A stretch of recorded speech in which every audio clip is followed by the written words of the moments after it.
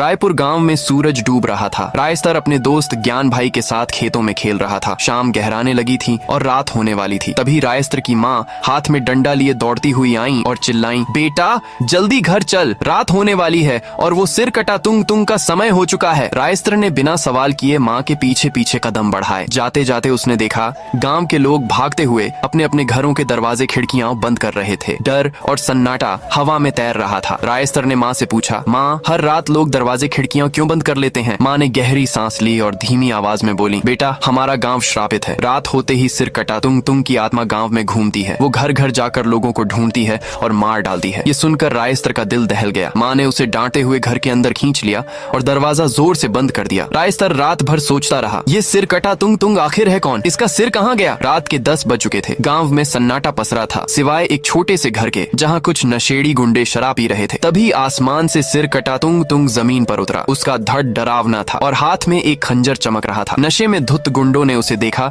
लेकिन ध्यान नहीं दिया। तुंग तुंग ने उनके पास जाकर कहा, क्या मैं तुम्हारा सिर ले सकता हूँ? यह सुनते ही गुंडे हंस पड़े, लेकिन तभी तुंग तुंग ने एक झटके में उनके सिर काट दिए और जोर जोर से हंसते हुए हवा में गायब हो गया। उस रात उसने गांव में और भी कई लोगों को मार डाला। अगली सुबह रायस्तर उठा तो देखा गांव के बीच में लाशों का ढेर लगा था। लोग रो रहे थे, चीख रहे थे। रायस्तर हैरान था, लेकिन गांव के कुछ बुजुर्गों ने उसे वहां से भगा दिया। स्कूल जाते हुए वो बस यही सोचता रहा, मैं एक दिन जरूर पता लगाऊंगा कि ये तुंग तुंग है कौन। 10 साल बीत गए। रायस्तर अब जवान और समझदार हो चुका था, लेकिन गांव की हालत वही थी। हर रात तुंग तुंग का आतंक, हर सुबह लाशों का ढेर। एक दिन गांव वालों ने हिम्मत करके एक तांत्रिक बाबा कालदास को बुलाया। बाबा ने शाम को गांव के बीच में हवन शुरू किया। रायस्तर अपनी खिड़की से सब देख रहा था। बाबा ने जैसे ही मंत्र पढ़ा, सिर कटा तुंग तुंग वहां प्रकट हुआ। उसने बाबा को एक ही वार में मार डाला। गांव में अफरा तफरी मच गई। तुंग तुंग ने एक एक करके कई लोगों को खत्म कर दिया। रायस्तर ने डर के मारे दरवाजा बंद किया और सो गया। अगली सुबह उसका दोस्त उसे खेलने बुलाने आया। रायस्तर खेलने गया, लेकिन उसका मन उसी सिर कटे की बातों में उलझा रहा। शाम होने पर वो घर लौटा तो देखा उसकी माँ गंभीर रूप से बीमार थी। वो उन्हें बाइक पर बिठाकर अस्पताल ले जाने लगा, लेकिन रास्ते में सिर कटा तुंग तुंग सामने खड़ा था। रायस्तर ने हिम्मत जुटाई